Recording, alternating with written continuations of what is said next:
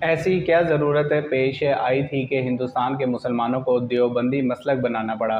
देवबंदी मसलक के अकायद क्या हैं और ये मज़ीद कितने फ़िरक़ों में तक़सीम हो चुका है? आज की इस वीडियो में हम इसी मौजू के ऊपर बात करने वाले हैं। अगर इस्लाम के आगाज़ की बात करें तो इस्लाम के इब्तदाई याम में मुसलमान दो बुनियादी फ़िरक़ों सुन्नी और शिया में तक़सीम हुए। अगर सुन्नी इस्लाम की बात करें तो सुन्नी इस्लाम 5 बड़े फ़िरक़ों हनफी, शाफ़ी, मालिकी, हम्बली और पाँचवां अहले हदीस सलफ़ी वहाबी में तक़सीम हो गए।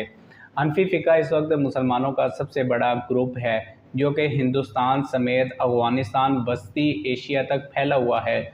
बरे सग़ीर में हनफी फ़िक़्ह फिर दो बड़े गिरोहों बरेलवी और देवबंदी में तक़सीम है।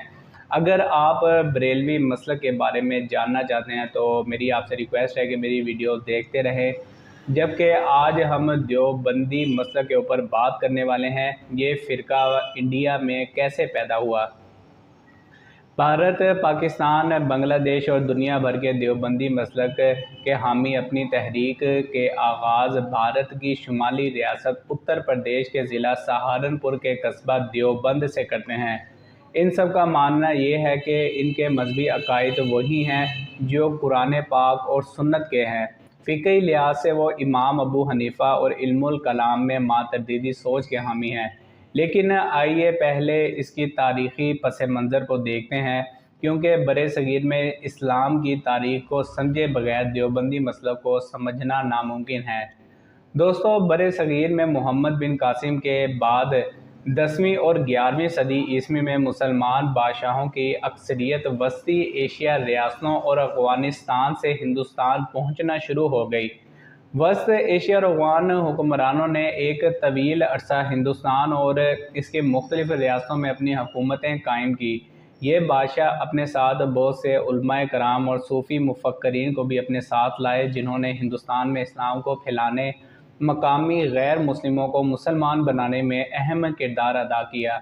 क्योंकि उन दिनों वस्त एशिया में फ़िक़्ह हनफी फैल चुका था, इसलिए हिंदुस्तान में हनफी फ़िक़्ह के उलमा और सूफ़ी तबलीग के लिए आने लगे, जिसकी वजह से हिंदुस्तान में इस्लाम बहुत ज़्यादा तेज़ी के साथ फैला और बहुत जल्द मकामी लोग मुसलमान बनकर एक ताकत बन गए, जिसकी वजह से मुसलमान हुक्मरान मुस्तहकम हिंदुस्तान की रियासतें तश्कील देने लगे। लेकिन 17वीं सदी ईस्वी में आकर हिंदुस्तान की मुसलमान बादशाहत पर ज़वाल आना शुरू हो गया, जिसकी वजह से आम मुसलमान भी गैर महफूज और ज़वाल का शिकार होने लगे।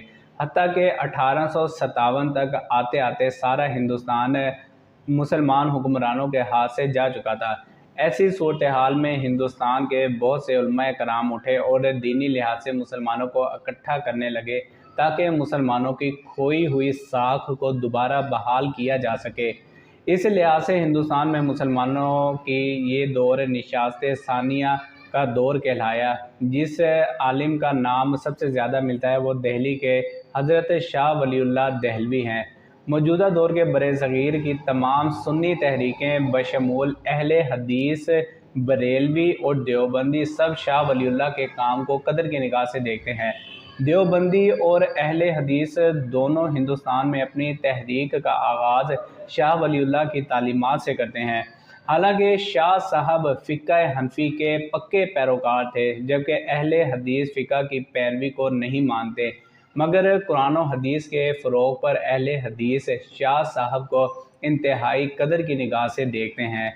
बरे सग़ीर की इस्लामी तहरीकों पर काम करने वाली रिसर्चर और मुसन्निफ़ा बारबरा मेटकॉफ अपनी किताब Islamic revival in British India में लिखती हैं कि शाह वलीउल्लाह बुज़ुर्गवार सूफ़ी सिलसिला चिश्तिया के मुरीद थे। शाह साहब ने दिल्ली में अपना मदरसा रहीमिया कायम किया, जहां पर कुरान और हदीस की तालीमात लोगों को पहुंचाना शुरू कर दी। बारबरा मेटकॉफ के मुताबिक शाह वलीउल्लाह ने कुरान और हदीस के साथ साथ फ़िक़्ह हनफी की तालीमात भी लोगों को पहुंचाना शुरू कर दी। शाह वलीउल्लाह वो पहले आलिम दीन हैं जिन्होंने पहली दफ़ा कुरान मजीद का फ़ारसी में तर्जमा किया और लोगों को कुरान पाक तर्जमे के साथ पढ़ने की दावत दी। इस पर बरे सग़ीर के बहुत से उलमा आप के ख़िलाफ़ हो गए और शाह साहब के इस काम को बिद्दत करार देकर यहाँ तक कि शाह साहब पर कुफ़र के फतवे दिए और इन पर कातलाना हमले भी किए गए। شاہ ولی اللہ کے بعد قرآن کا پیغام ہندوستان کے عام لوگوں تک پہنچانے کے لیے شاہ ولی اللہ کے بیٹے شاہ عبد القادر نے پہلی بار قرآن کا اردو میں ترجمہ کیا۔ دراصل اس وقت فارسی زبان صرف شاہی زبان تھی، جبکہ اردو تقریباً ہر عام ہندوستانی پڑھنا اور لکھنا بھی جانتا تھا، جس کی وجہ سے شاہ عبد القادر نے قرآن کا اردو میں ترجمہ کیا۔ شاہ ولی اللہ کے بیٹے شاہ عبد العزیز نے ہندوستان کو دارالحرب قرار دیا، جس کی وجہ سے بہت سے مسلمان ہندوستان چھوڑ کر افغانستان چلے گئے۔ شاہ ولی اللہ کے پوتے اور عبد العزیز کے بیٹے شاہ اسماعیل شہید نے اپنے دور کے مشہور زمانہ کتاب تقویۃ الایمان لکھی، جس میں مسلمانوں میں موجود بدعات کی سختی سے مخالفت کی گئی۔ کچھ ناقدین شاہ اسماعیل کی اس کتاب کو عرب کے وہابی اسلام کے بانی محمد عبد الوہاب کی کتاب التوحید کا اردو ترجمہ قرار دیتے ہیں۔ 19ویں صدی کے آغاز میں ہندوستان میں خاص کر ہندوستان کے اتر پردیش کے علاقے میں مختلف نظریات کے حامی اسلامی تحریکیں برپا ہوئیں۔ کچھ تحریکیں جہاد تو کچھ پرامن طریقے سے مسلمانوں کی اصلاح تو کچھ ہندوستان کو دارالحرب قرار دے کر مسلمانوں کو یہاں سے ہجرت کرنے کی ترغیب دے رہی تھی۔ باربرا میٹکاف لکھتی ہیں کہ جب 1810 کے بعد اردو کے مشہور زمانہ شاعر مرزا غالب دہلی آئے تو انہوں نے دیکھا کہ شاہ ولی اللہ کے بنیاد پرست اصلاحات دہلی میں زور پکڑ رہی تھی۔ حنفی فکر کے علماء کے درمیان سب سے مشہور بحث محمد اسماعیل اور فضل حق خیر آبادی کے درمیان دہلی میں زور پکڑ چکی تھی۔ وہ امکان النظیر کے سوال پر بحث کر رہے تھے۔ دراصل دوستو، امکان النظیر ایک سوال تھا کہ کیا اللہ محمد کے مرتبے کا کوئی اور نبی بنا سکتا ہے؟ شاہ اسماعیل نے اپنی کتاب تقویۃ الایمان میں دلیل دی کہ اللہ ایسا کر سکتا ہے۔ بے شک اس بادشاہوں کے بادشاہ کی طاقت اتنی عظیم ہے کہ وہ پلک جھپکنے میں صرف لفظ ہو جا سے اگر وہ چاہے تو سینکڑوں رسول بنا سکتا ہے۔ اولیاء جن اور فرشتہ جبرائیل اور محمد صلی اللہ علیہ وسلم سے ملتے جلتے اور ان کے برابر کے بھی نبی بنا سکتا ہے۔ اس پر علامہ فضل حق خیر آبادی نے شاہ اسماعیل کے اس نظریے کی سخت مخالفت کی اور اس نظریے کو حضرت محمد صلی اللہ علیہ وآلہ وسلم کی شان میں گستاخی قرار دیا۔ فضل حق خیر آبادی کا کہنا تھا کہ گویا اللہ سب کچھ کرنے کی طاقت رکھتا ہے، مگر اللہ تعالیٰ نے ایسی طاقت استعمال نہ کرنے کا انتخاب کیا۔ اس پر حنفی علماء کے بیچ بحث شدت اختیار کر گئی۔ اس بحث میں اس وقت کے مشہور شعراء نے بھی اپنی شاعری کے ذریعے شامل ہو گئے۔ باربرا میٹکاف کے مطابق مرزا غالب نے شاعری کے ذریعے جہاں مولانا فضل حق خیر آبادی کا ساتھ دیا تو ایک اور نامور شاعر حکیم مومن خان مومن نے شاہ اسماعیل کے کاز کو سپورٹ کیا اور اس جہاد کی کوششوں کو اپنی شاعری میں سراہا۔ تقویۃ الایمان آج دیوبندی مسلک کی اہم کتابوں میں شامل ہے۔ شاہ اسماعیل کے اہم ساتھی اور رائے بریلوی کی اہم شخصیت سید احمد شہید نے ہندوستان کے مسلمانوں کو جہاد کی ترغیب دی اور پھر دونوں یعنی سید احمد بریلوی اور شاہ اسماعیل دہلوی نے مسلمانوں کا ایک لشکر تیار کیا جو دہلی سے چلا اور راجستھان، سندھ، بلوچستان سے ہوتا ہوا پاکستان کے موجودہ صوبے KPK میں پہنچا۔ راستے میں ان لوگوں نے مختلف مسلمان بادشاہوں اور لوگوں کو جہاد کی ترغیب دی کہ یہی وہ ذریعہ ہے جس کے ذریعے اسلام کی کھوئی ہوئی ساکھ کو بحال کیا جا سکتا ہے۔ ان کے سخت نظریات کی وجہ سے اس لشکر کو KPK کی دورانی سلطنت کے بادشاہ سے مقابلہ بھی کرنا پڑا۔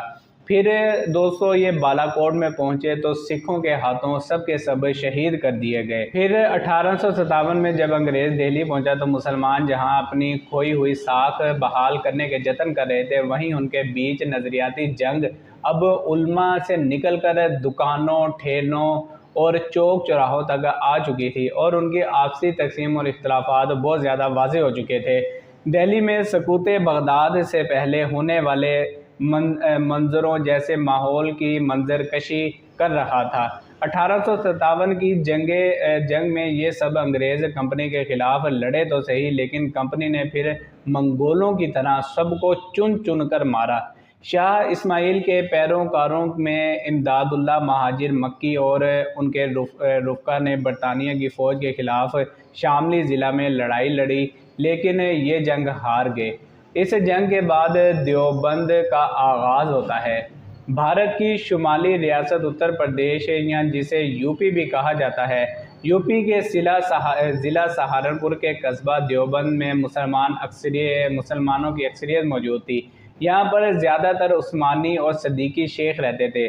مغل دور میں یہاں پر مساجد اور صوفی خانقاہیں تعمیر کی گئی تھیں، جس کی وجہ سے دیوبند قصبہ کے لوگ خوشحال تھے، لیکن مغلوں کے زوال کے ساتھ ساتھ دیوبند قصبہ کے لوگوں پر بھی زوال آیا۔ یہاں پر سکھ اور روہیلے لوٹ مار کرنے لگے۔ 1857 کی جنگ آزادی میں بھی دیوبند قصبہ میں بہت سے لوگوں نے حصہ لیا۔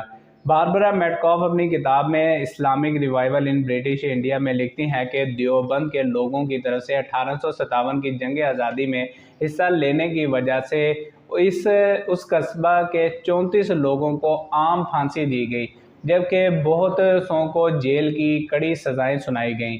باربرا میٹکاف کے مطابق 3 گاؤں مکمل جلا کر راکھ کر دیے گئے، جبکہ بہت سے خانقاہوں کی زمینوں کو ضبط کر لیا گیا۔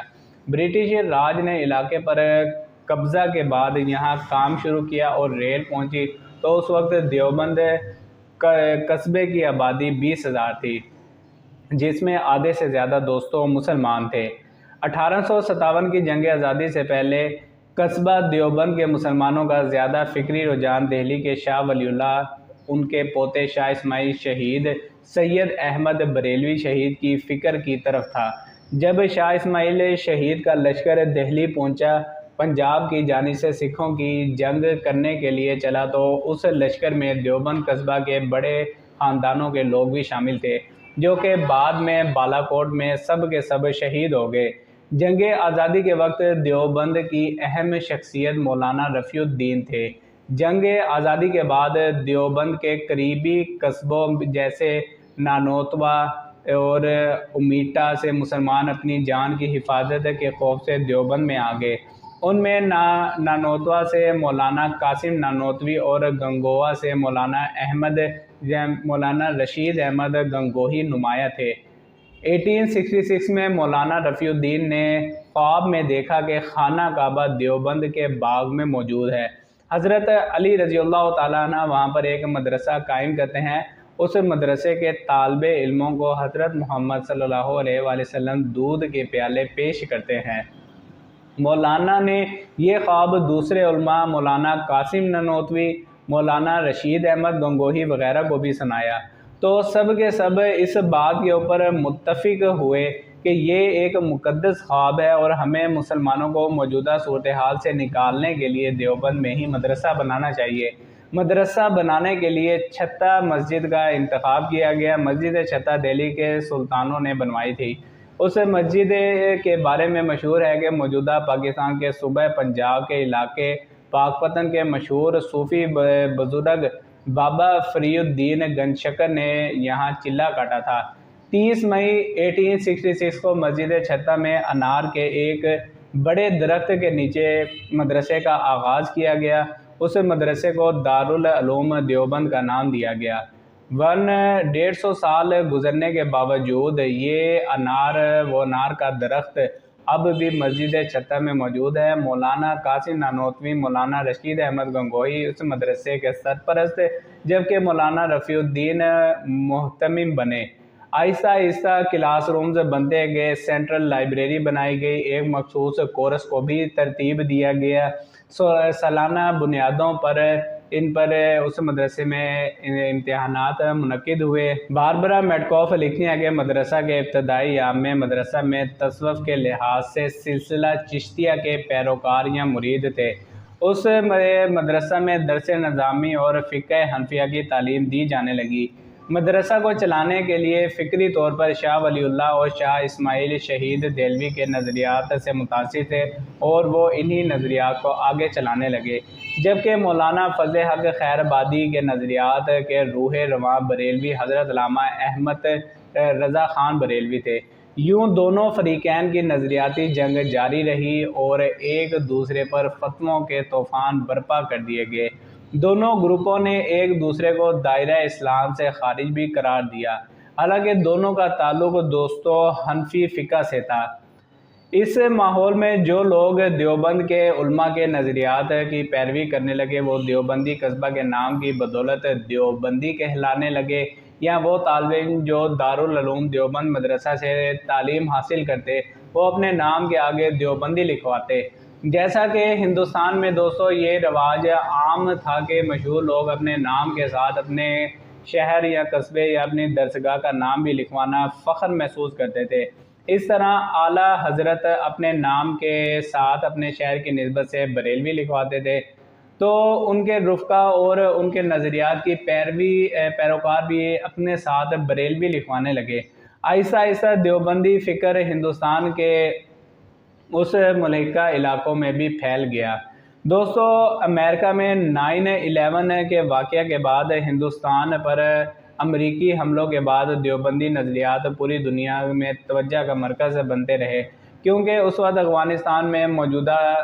کی افغانستان کی جو طالبان حکومت تھی اسکول آف تھاٹ کے یعنی کہ وہ دیوبند اسکول آف تھاٹ کے پیروکار تھے۔ اس کے بعد پاکستانی طالبان تھے وہ بھی دیوبندی مسلک کے پیروکار تھے۔